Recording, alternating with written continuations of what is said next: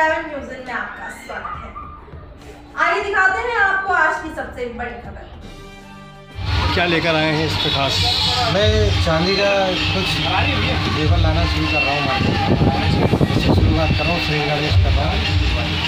Sir जो varieties आप लेके आए ये स्पेशली कहाँ से लेके आए? भोपाल से ही है सर, मैंने भोपाल से ही बनवाई है। तो जो आपकी दुकान में जितना भी एंटीक कलेक्शन है वो पूरा भोपाल का ही है? जी हाँ, मेरा भोपाल से ही है। तो आगे आपका क्या प्लानिंग है, कहाँ से आप माल लेके आने वाले ताकि कस्टमर्स के लिए? जैसे जैसे मुझे कस्टमरों की डिमांड मालूम पड़ती जाएगी मैं उस हिसाब से काम आगे बढ़ाऊँगा। जैसे कि दशहरा और धनतेरस पास में आ रहे हैं, तो उसके उपलक्ष्य में कस्टमर्स के लिए आपने क्या क्या ऑफर्स प्लान किए हैं? मैं सर देखिए आज तो ओपनिंग हुई है जी, मुझे आप लोग मैं चाहूँगा सेवा का मौका दें और आप लोग बताएं या पब्लिक मुझे बताएं कि क्या लाना चाहिए, तो मैं शुरुआत करूँगा आगे श्री गणेश करूँगा। तो सर एक बार अपना परिचय और आपकी शॉप का संपूर्ण एड्रेस बता दीजिए। जी, मेरी शॉप का नाम है कमल ज्वेलर्स और 30 जहांगीराबाद थाने के सामने ये शॉप, और मैं मुकेश कृष्णा हूँ। Thank you sir, thank you. हार्दिक हार्दिक शुभकामनाएं देता हूँ आप सभी लोगों को। Thank you. मीनू कुशवाहा नाम है मेरा। अभी कुछ 15 दिनों बाद शादियों का सीजन चालू होने वाला है। शादियों के सीजन को लेके क्या क्या वैरायटी अपने पास है? वैरायटी तो कस्टमर की डिमांड के ऊपर डिपेंड करता है, वो जैसा आप चाहेंगे लेकर आएंगे। किस किस रेंज से अपने पास शुरुआत है? शुरुआत 100 रुपये से लेकर सर, फिर आगे जितना अपन बढ़ते जाएँ धीरे धीरे जैसा चाहेंगे वैसी सेवाएँ देंगे। अभी नवरात्रि का समय भी है, आने वाले समय में दीपावली का त्यौहार है, तो अभी कुछ ऑफर्स वगैरह चल रहा है क्या अपने? बिल्कुल, हम कोशिश करेंगे कुछ अच्छे से अच्छे ऑफर दे पाएँ आपको, क्योंकि हमारी शॉप भी नई है तो हमें कोशिश करना पड़ेगी कि अच्छे से अच्छी क्वालिटी मेंटेन कर पाएँ हम और कम रेट में लोगों को सुविधा उपलब्ध कराएँ। अपने ग्राहकों से क्या अपील करेंगे आप? केवल यही एक मौका दें आप हमें, और फिर क्वालिटी पे डिपेंड करता है बाकी। हम अगर अच्छा कुछ देंगे तो आगे हमें रिस्पांस मिलेगा। सर क्या कस्टमाइजेशन की फैसिलिटी हमारी शॉप पे उपलब्ध है? अभी तो प्लान नहीं, लेकिन आगे बिल्कुल कुछ कोशिश रहेगी आगे के बारे में बात करूं या कंपनीज एक्ट की बात करूं, कंपनीज एक्ट मेरा नाम हृदयेश किरार है, institution of valuer Bhopal chapter का मैं चेयरमैन हूँ, और आप सभी को वैल्यूअर्स डे की बहुत बहुत बधाई, शुभकामनाएँ। आज 2 अक्टूबर को हम लोग जितने वैल्यूअर्स हैं, वैल्यूअर्स के बारे में आप लोग जानते होंगे कि जो लोग प्रॉपर्टी का लोन कराते हैं बैंकों से, उन बैंकों की रिपोर्ट हम लोग की तरफ दी जाती है, जिससे आपके मकान की कितनी वैल्यू आती है, कितना है ना उसकी कीमत है, उसके आधार पर बैंक आपको लोन करती है। हम लोग कोशिश कर रहे हैं कि हमारे भोपाल में जो आज का थीम है पूरे देश में चल रहा है कि पुराने वैल्यूअर्स का मार्गदर्शन लेते हुए नए वैल्यूअर्स को साथ लें और बैंक के साथ में एक अच्छा कोऑर्डिनेशन करके वैल्यूअर्स डे को सेलिब्रेट करें। किस तरीके से आप वैल्यू निर्धारित करते हैं किसी भी? वैल्यूएशन के एक पैरामीटर्स होते हैं, अलग अलग तरीके से वैल्यूएशन करते हैं। उसकी एज ऑफ बिल्डिंग देखते हैं, उसका कंस्ट्रक्शन ऑफ क्वालिटी देखते हैं, और सिनेरियो उसके आसपास के सराउंडिंग लोकेशंस पे भी डिपेंड करता है, और भी अलग पैरामीटर्स हैं जो टेक्निकल पैरामीटर्स हैं। आम जनता और लोगों को इससे क्या प्रॉफिट और लॉस? आम जनता को ना एक बात हमेशा सोचना चाहिए कि जो लोग ना मकानों का अपना कंस्ट्रक्शन करते हैं, तो कंस्ट्रक्शन कास्ट आपकी चाहे रूरल में हो, चाहे अर्बन में हो, चाहे अवैध में हो, चाहे वैध में हो, कॉस्ट तो सिमिलर आती है। लेकिन उनको कोशिश करना चाहिए कि वो लोग लीगलाइज करें अपने मकान को, जहाँ भी प्रॉपर्टी खरीदते हैं तो वो लोग ना उस मकान की पूरी विधिवत परमिशन लें, जिससे उनके मकान की कॉस्ट है ना बने। और अवैध कॉलोनी में जब आप लोन लेते हो तो मकान की वैल्यू, चाहे आप कितना ही सुंदर मकान बना लो, मकान की वैल्यू 0 आती है।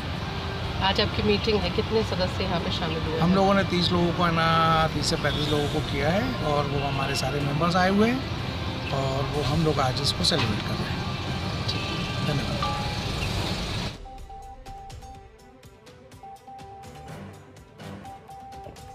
मेरा नाम अविनाश शुक्ला है, हम रीवा जिले से आते हैं, और हम पहले जिला पंचायत सदस्य थे, पूर्व जिला पंचायत सदस्य थे, और हम लोगों ने आंदोलन किया। इसके बाद हम लोगों ने ठाना कि हम यदि जिला पंचायत का चुनाव लड़ते हैं और जीतते हैं, जीतने के बाद फिर हम लोगों की जवाबदारी अपने क्षेत्र के विकास पे केंद्रित हो जाती है। इसलिए हमने सोचा कि इस बार चुनाव न लड़के अपने पंचायती राज प्रतिनिधियों को न्याय दिलाने के लिए संघर्ष करें, उनकी आवाज बने और उनकी आवाज बनकर पूरे प्रदेश में उनके अधिकारों के विकेंद्रीकरण की लड़ाई लड़के उनके आवाज को बुलंद करके उनको ताकत देने का काम करें, जिससे जनता का कल्याण हो सके और इस प्रदेश को भ्रष्टाचार से मुक्ति मिल सके, बेरोजगारी से मुक्ति मिल सके, महंगाई से मुक्ति मिल सके और एक एक वार्ड के विकास के लिए काम कर सके। तो पंचायत में अधिकतर तो घपले होते हैं, तो उससे कैसे मिले भ्रष्टाचार? पंचायत के अधिकतर जो घपले होते हैं उसमें घपला होने के कारण जो अधिकार दिया गया है ब्लॉक का जो सीओ होते हैं उनको ज्यादा अधिकार सरकार ने दिया है। पंच को एक बार अधिकार दे के देखेंगे तो उसमें घपले होने की संभावनाएं कम होगी, क्योंकि पंच को पता है कि हमारा वार्ड बहुत छोटा है और यदि हम किसी भी प्रकार से घपला करेंगे तो हमें दोबारा जनता कभी नहीं चुनेगी और हम सामाजिक रूप से एक समाज से बहिष्कृत व्यक्ति के रूप में हो जाएंगे और हमारा हमेशा हमारे आने वाली पीढ़ी का भी अपमान होता रहेगा। तो इसलिए पंच को यदि अपन पंच परमेश्वर मान के काम करेंगे और पंचों को अधिकार देंगे तो उसमें भ्रष्टाचार की गुंजाइश बहुत कम होगी।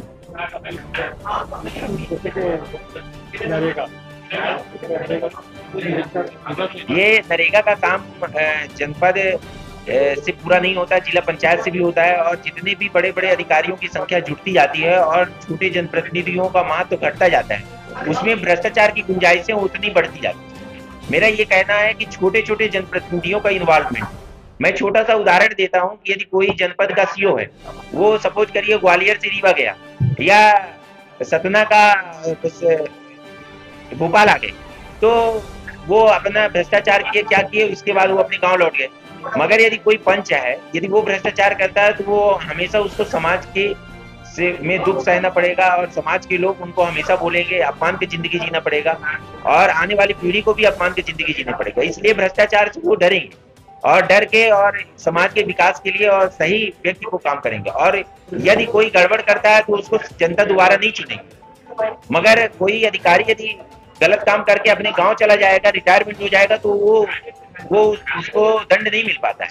इसलिए हम चाहते हैं कि समाज मजबूत होगा और समाज मजबूत होगा, जनप्रतिनिधियों को अधिकार मिलेंगे तो समाज उनको दंड भी देगा, जनप्रतिनिधियों को दोबारा वो कभी चुनाव नहीं जीत पाएंगे। आप परिचय बता दीजिए।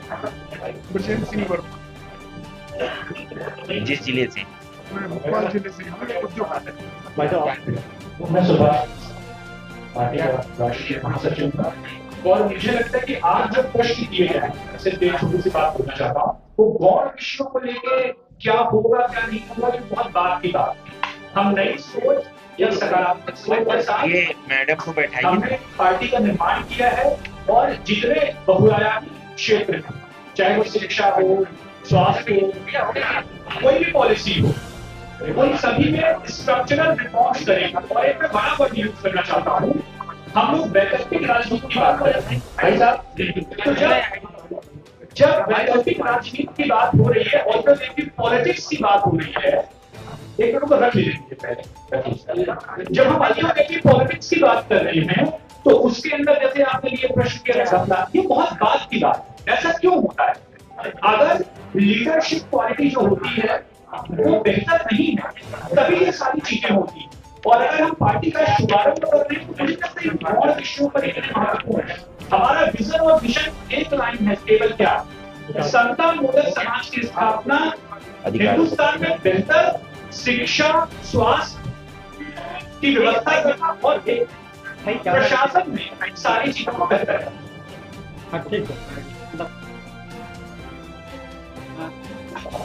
मेरा नाम अशोक सिंधु है और मैं स्वतंत्रता सेनानी एवं उत्तराधिकारी संयुक्त संगठन का सचिव। हमने आज यह पत्रकार वार्ता जो है एक्चुअल में इस संदर्भ में रखी है कि पिछले कई वर्षों से हम राज्य शासन का जो व्यवहार गांधीवादी स्वतंत्रता सेनानी परिवारों के साथ हो रहा है उससे हम लोग व्यथित हैं, दुखी हैं और पिछले 2 साल से हम लोग लगातार कोशिश कर रहे हैं कि माननीय मुख्यमंत्री जी तक हम अपनी भावनाएं पहुंचाएं, अपनी समस्याएं उनके सामने रखें। और सब अनार्थिक, अधिकतर अनार्थिक समस्याएं हैं। अन्य राज्यों में हमारी सबसे बड़ी दिक्कत यह है, और हम इनिशिएटिव फील भी कर रहे हैं कि देश के मध्य प्रदेश को छोड़ के अन्य राज्यों में स्वतंत्रता सेनानियों और उनके परिजनों के लिए जो भी नियम प्रावधान बने हैं और वहाँ वो लागू है और उस पर अमल हो रहा है। लेकिन मध्य प्रदेश शासन ने उल्टा किया क्या है कि 2004 से लेकर अभी तक जितने भी नियम पहले बने हुए थे और प्रावधान बने हुए थे उनको धीरे धीरे बिना बताए चुपचाप समाप्त कर दिया है।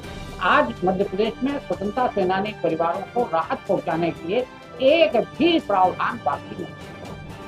हमने आज माननीय राज्यपाल महोदय को ज्ञापन दिया है संगठन की तरफ से, सेनानी समुदाय की भावनाओं से उनको अवगत कराया है और 3 चीजें तात्कालिक रूप से हमने लोगों ने चाहिए। नंबर 1 कि मध्य प्रदेश में स्वतंत्रता सेनानी परिवार कल्याण परामर्श दात्री समिति का गठन माननीय सामान्य प्रशासन विभाग की मंत्री की अध्यक्षता में करें, जिसमें सेनानी परिवार के लोग भी सदस्य के नाते रहे। सेनानी परिवार की जो समस्याएं उनको सुने और सरकार को अपनी राय दें। ये 2004 तक ये समिति मध्य प्रदेश में भी काम करती थी, लेकिन 2004 के बाद से आज तक उस समिति का गठन हुआ। तो हम उस समिति के गठन की पहली मांग है। दूसरी मांग हमारी ये है कि मध्य प्रदेश शासन भी 2004 तक, इवन देन 2009 भी उन्होंने आश्रित पुत्रियां जो सेनानी परिवार की रही हैं, जो अविवाहित हैं, बेरोजगार हैं, विकलांग हैं, विधवा हैं, तलाकशुदा हैं, लेकिन अब वो अपने माता पिता पर आश्रित होकर ही उसी घर में अपने मायके में ही रहते, तो उनको पेंशन का प्रावधान रहा है और अभी भी है। लेकिन सरकार जो है उसका ये कहना है कि ये प्रावधान हमने समाप्त कर दिया। जब क्या आपने संबंधित हमने उनके यहाँ कागज तो दिया, 20 बार हमने समय मांगा है, इन 2 वर्षों में हमको समय नहीं दिया, लेकिन हमने उन तक ये सारे पेपर्स पहुँचाए हैं।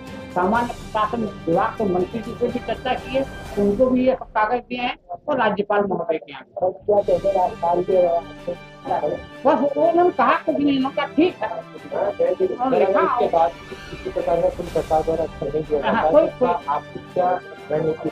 हम इसके बाद नवंबर महीने के बाद 21 नवंबर के बाद जो है धरना प्रदर्शन यहाँ शुरू करेंगे। भोपाल में राजधानी में रहेगा और जिलों में रहेंगे, जिला मुख्यालय जो मुख्य बिंदु रहेंगे वो क्या क्या रहेंगे उसी समय बताया जाएगा। 3 बिंदु तो हैं हमारे अभी। धरना प्रदर्शन पॉलिसी रहेगी कब तक चलेगा, किस प्रकार वो तो फिर तब तक चलेगा जब तक कि वो सुनवाई नहीं होगी।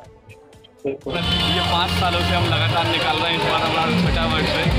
तो हम यही माता रानी से कामना करते हैं कि हमारा ऐसे ही हमेशा सफल कार्यक्रम रहे और ये हमारे सभी अंकल लोगों की योगदान से हम हर वर्ष ऐसा ही भव्य कार्यक्रम करते हैं। कितने श्रद्धालु आज उपस्थित हैं? इसमें कम से कम 500 से ज़्यादा श्रद्धालु यात्रा है।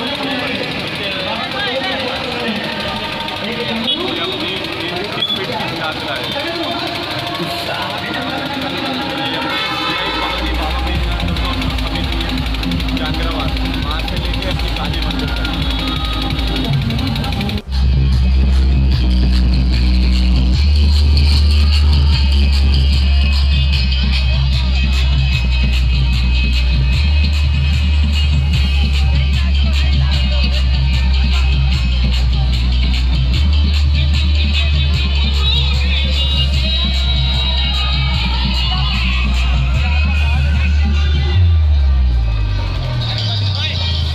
मैं आयुषी, अब मुझे दीजिए इजाजत। अगली बार फिर मिलेंगे बड़े खुलासे के साथ।